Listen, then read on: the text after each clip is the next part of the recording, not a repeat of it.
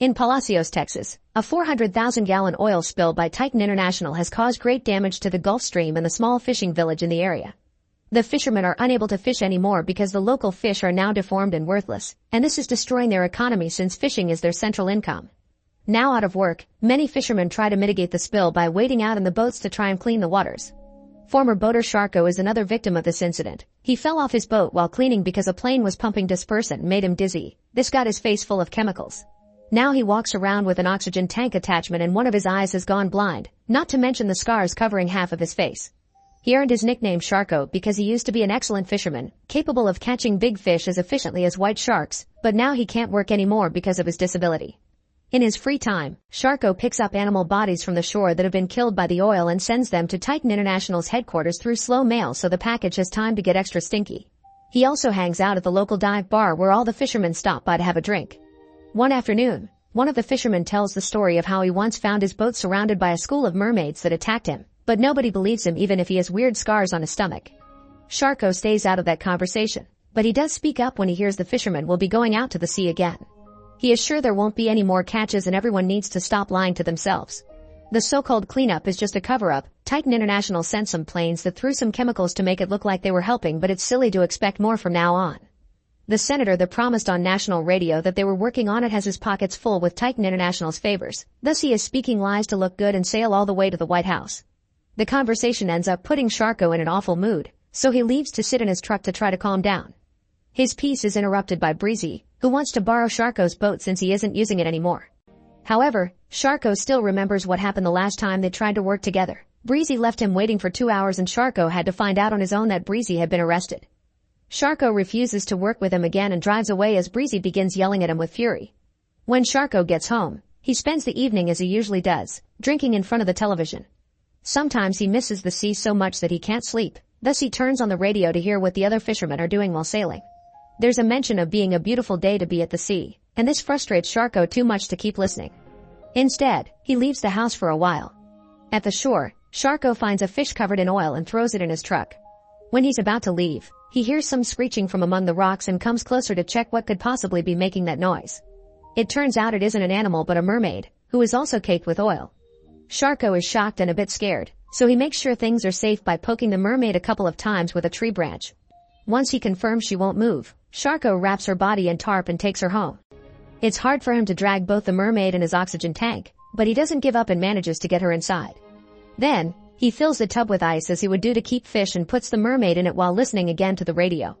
The other fishermen have found some catches, but they're all deformed and therefore useless.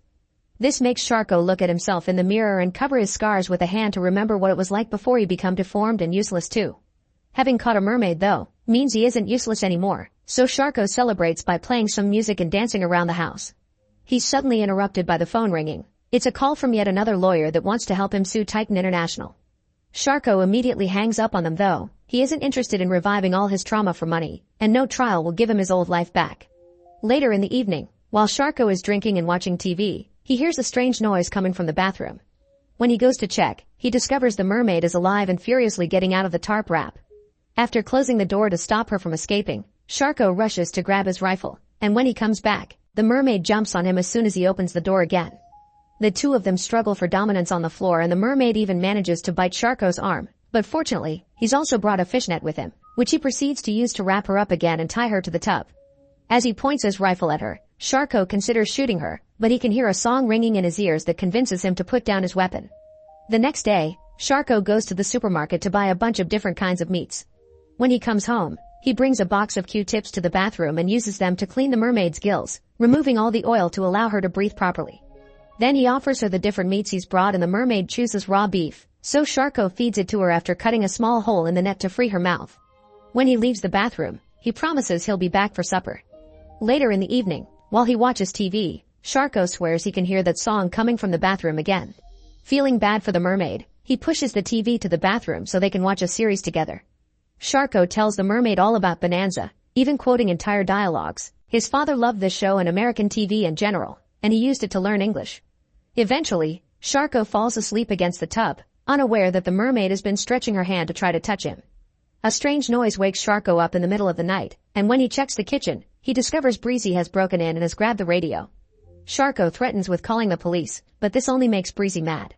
He smashes the radio and begins yelling at Shco for not lending him the boat, only stopping himself when he hears a noise coming from the bathroom. Unfortunately, Shco can't stop Breezy from moving past him and finding the mermaid in the tub.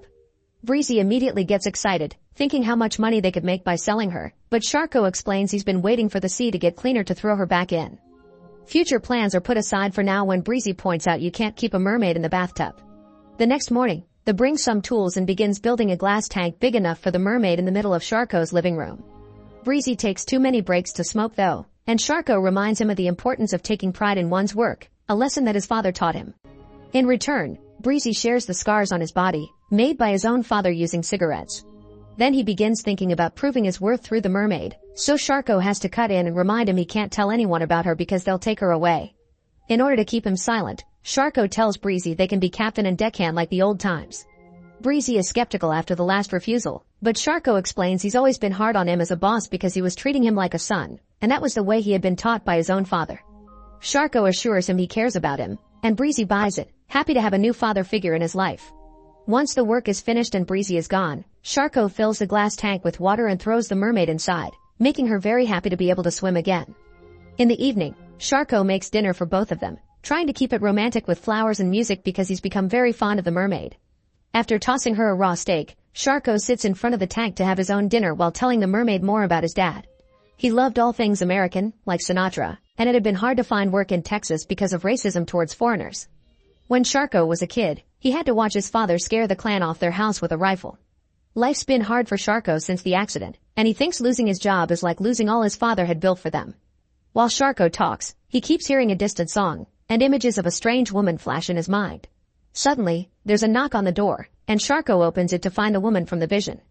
She comes inside and touches the empty tank, confirming Shco's suspicions. She's actually the mermaid, and she brings a message for the sea.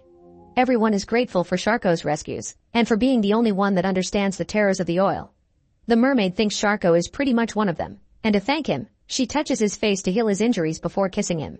With newfound vitality, Shco spends the evening dancing with the mermaid to the sound of Sinatra and getting busy with her on the couch. He also takes off his shirt to show off the muscles that have returned as he tells the mermaid dozens of stories about his old fishing adventures, declaring himself to be the king of the ocean instead of just another immigrant son. When they pause to chat for a while and bond through their experiences, Shco confesses he used to wish he had drowned when he fell off the boat, but he doesn't want that anymore now that he has someone that loves him. Some hours later, Shco notices some cars parking outside his house and tells the mermaid to stay inside while he checks it out. When Shco comes out, he looks like his regular scarred self, confirming the last few hours have been a hallucination. The cars belong to the fishermen, who have come over because Breezy told them about the mermaid. They admit Shco had been right about the sea because they couldn't catch anything, and now they think Shco should share the mermaid as a group catch in order to sell her and feed everyone's families again. Shco saying no isn't enough to make them leave, so he retrieves his rifle and shoots at the ground as a warning. He calls himself the king of the ocean again and threatens with shooting each of them next, which finally causes the fishermen to leave in fear. Then, Shco goes back inside, where the mermaid is swimming in her tank, knowing that the hallucination caused by her song is still going and Shco can hear her supposed worry in his head. Shco promises nothing will ever keep them apart and invites the mermaid to go out for a dip in the sea. As he brings a ladder in front of the tank, Shco images there at the beach, jumping together into the water. This translates to him climbing the ladder and jumping into the tank, allowing the mermaid to finally catch him and feed on his body. Make sure to subscribe and turn on notifications so you can watch more videos like this. Thanks for watching.